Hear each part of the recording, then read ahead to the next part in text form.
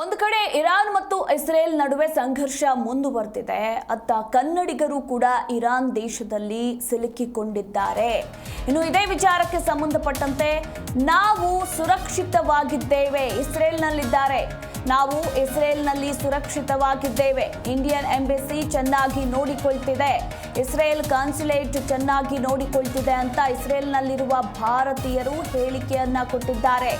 KPCC ವಕ್ತಾರ ನಟರಾಜ್ ಗೌಡ ಹೇಳಿಕೆಯನ್ನ ಕೊಟ್ಟಿದ್ದಾರೆ. ನಾವು ಹೆಚ್ಚು ಸುರಕ್ಷಿತ ಜಾಗಕ್ಕೆ ಸೇರಿಕೊಂಡಿದ್ದೇವೆ, ಶೀಘ್ರದಲ್ಲೇ ಬೆಂಗಳೂರಿಗೆ ವಾಪಸ್ ಆಗ್ತೇವೆ ಅಂತ ಇಲ್ಲಿ ಕೆಪಿಸಿಸಿ ವಕ್ತಾರ ನಟರಾಜ್ ಗೌಡ ಹೇಳಿಕೆಯನ್ನ ಕೊಟ್ಟಿದ್ದಾರೆ.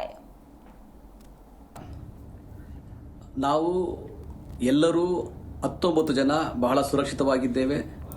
ಮತ್ತಷ್ಟು ಸುರಕ್ಷಿತ ಜಾಗಕ್ಕೆ ನಾವು ಈಗ ಶಿಫ್ಟ್ ಆಗಿದ್ದೇವೆ. ಅಲ್ಲಿ ಯಾವ ರೀತಿಯ ಯುದ್ಧದ ಕಾರ್ಮೋಡ ಇಲ್ಲ, ಆತಂಕ ಪಡೋ ಪರಿಸ್ಥಿತಿ ಇಲ್ಲ.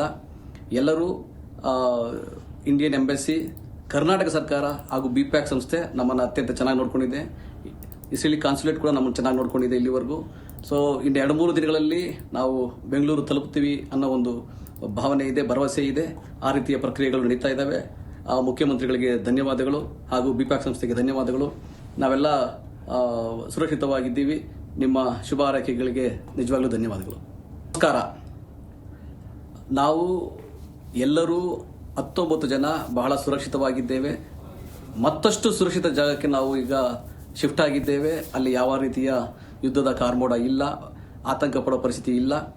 ಎಲ್ಲರೂ ಇಂಡಿಯನ್ ಎಂಬಸಿ, ಕರ್ನಾಟಕ ಸರ್ಕಾರ ಹಾಗೂ ಬಿಪ್ಯಾಕ್ ಸಂಸ್ಥೆ ನಮ್ಮನ್ನು ಅತ್ಯಂತ ಚೆನ್ನಾಗಿ ನೋಡ್ಕೊಂಡಿದೆ. ಇಸ್ರೇಲಿ ಕಾನ್ಸುಲೇಟ್ ಕೂಡ ನಮ್ಮನ್ನು ಚೆನ್ನಾಗಿ ನೋಡ್ಕೊಂಡಿದೆ ಇಲ್ಲಿವರೆಗೂ. ಸೊ ಇನ್ನು 2-3 ದಿನಗಳಲ್ಲಿ ನಾವು ಬೆಂಗಳೂರು ತಲುಪ್ತೀವಿ ಅನ್ನೋ ಒಂದು ಭಾವನೆ ಇದೆ, ಭರವಸೆ ಇದೆ. ಆ ರೀತಿಯ ಪ್ರಕ್ರಿಯೆಗಳು ನಡೀತಾ ಇದ್ದಾವೆ. ಮುಖ್ಯಮಂತ್ರಿಗಳಿಗೆ ಧನ್ಯವಾದಗಳು ಹಾಗೂ ಬಿಪ್ಯಾಕ್ ಸಂಸ್ಥೆಗೆ ಧನ್ಯವಾದಗಳು. ನಾವೆಲ್ಲ ಸುರಕ್ಷಿತವಾಗಿದ್ದೀವಿ. ನಿಮ್ಮ ಶುಭ ಹಾರೈಕೆಗಳಿಗೆ ನಿಜವಾಗ್ಲೂ ಧನ್ಯವಾದಗಳು. ನಮಸ್ಕಾರ.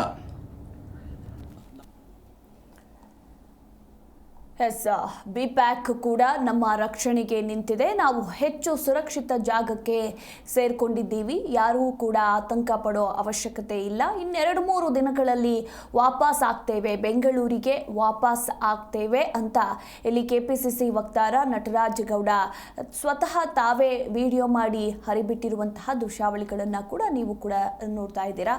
ಒಂದು ಕಡೆ ಇಸ್ರೇಲ್ ಮತ್ತು ಇರಾನ್ ನಡುವಿನ ಸಂಘರ್ಷ ದಿನೇ ದಿನೇ ಹೆಚ್ಚಾಗ್ತಾ ಇದ್ದು, ಇಸ್ರೇಲ್ನಲ್ಲಿ ಸಿಲುಕಿಕೊಂಡಿರುವಂತಹ ಭಾರತೀಯರನ್ನ ಮರಳಿ ತಾಯ್ನಾಡಿಗೆ ಕರೆತರುವುದಕ್ಕೆ ಸಕಲ ರೀತಿಯ ಸಿದ್ಧತೆಗಳು ಕೂಡ ನಡೀತಾ ಇರುವಂಥದ್ದು. ಇಂಡಿಯನ್ ಎಂಬಸಿ ಕೂಡ ಸಿದ್ಧತೆಗಳನ್ನು ನಡೆಸಿಕೊಳ್ತಾ ಇದೆ. ಅದರಲ್ಲೂ ನಮ್ಮ ಕರ್ನಾಟಕದವರಾಗಿರೋದ್ರಿಂದ ಇತ್ತ ಕರ್ನಾಟಕ ಸರ್ಕಾರ ಕೂಡ ಸೇಫ್ ಆಗಿ ಕನ್ನಡಿಗರನ್ನ ಮರಳಿ ಕರೆತರುವುದಕ್ಕೆ ಸಕಲ ರೀತಿಯ ಸಿದ್ಧತೆಗಳನ್ನು ನಡೆಸಿಕೊಳ್ತಾ ಇದೆ.